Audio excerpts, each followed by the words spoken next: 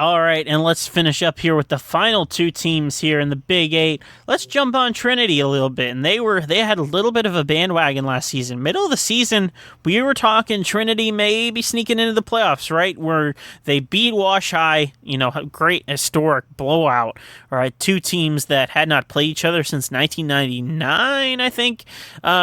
But, they're losing so much talent. You look on the line, you're losing Ethan Turteris, they're losing a Tyson Brophy, you're looking at the running back talent, they're losing both of them. Micah Finley, such a great athletic star, Peyton Thompson as well was his, was 1B running back.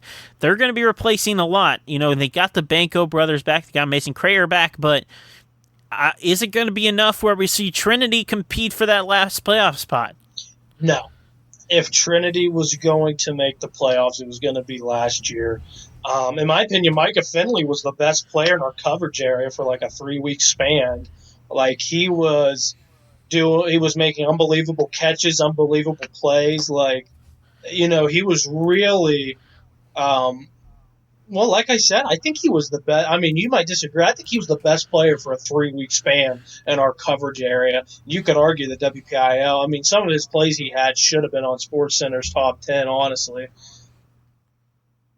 I think so. I mean, definitely a 2-week span. West Mifflin and Wash High, those 2 weeks in a row, Micah Finley was everything to Trinity, and then they played Bell Vernon the week after, and it did not go so well, you could say. But yeah, I mean, this team was right up there in the conversation. I'm not sure if we're going to see that this year. I really don't think so, because I mean, I like Connor Roberts at quarterback. I like his connection with Tyshawn Lax on the outside.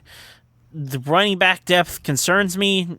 Drew Kane, a running back, he's definitely has experience, but I'm not sure that they're going to be up there with the Laurel Highlands this season. And maybe we saw some hints of that at the end of last season when they lost to the Mustangs. But positive, Trinity is up there and back reigniting rivalries, and they get to play Yock and Cannon Mac again this season. What are your impressions of those three teams matching up again? Yeah, I think Trinity's going to win some games. I don't think they're going to just go from, almost playoffs to not winning a single game. They'll still be competitive. But as I said, I just think last year was their chance. They had talent across the board. They had good linemen. And they lost a lot of that. They had that one team that got them over the hump, and their chances were spoiled because they couldn't get it done against Bell Vernon.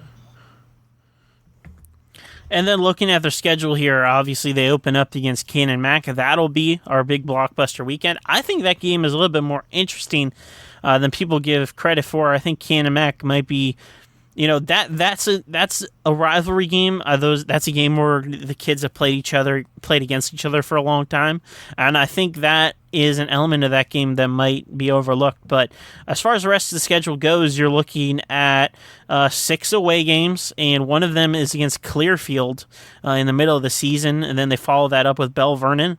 That's going to be a difficult 2-week stretch early in the season. They got Thomas Jefferson on the road, and then McKeesport right after that at home. That's going to be difficult. So there are some definite landmines in the schedule. I think they win on the road against Ringgold, compete with Laurel Highlands the week before, but this is definitely not an easier schedule. West Allegheny in week 1 also, gives me a little bit worries, but what are your takeaways here? Yeah, that Cannon Mac game will be fun. I know those two teams haven't played in a while, so that'll be a fun rivalry. West A, that's going to be tough. Gavin Miller, as I mentioned earlier, West A, one of the best quarterbacks in the WPIL in the state. Of course, the Auburn baseball commit. I think they should beat York. Thomas Jefferson's going to be tough. Of course, McKeesport. West Mifflin, I think they can win that game possibly. Clearfield, I think that could be a win. Don't know too much about Clearfield, but I'll still give the advantage to the Hillers. Bell Vernon and Laurel Highlands will be tough respectively, and then I think they do beat Ringgold. So, it's not going to be a great year for Trinity, but I don't think it's a bad year necessarily considering what they're up against. Yeah, and there's definitely pieces that you can feel good about too. I mean, the Banco brothers on the line, I mentioned them before, but they're young and they're also pretty talented. And I think having those guys with another full season of camp, another full season of playing, that gives them optimism for the year after. But this is a pretty senior heavy team. I mean, you're looking at a senior quarterback, senior running back, senior receivers. So, we'll see what John Miller does with this group because there's still, like Frazier in the Century, there's some holes on this team that we'll see if they end up getting filled and see if they compete with a Laurel Highlands for a playoff spot or West Mifflin.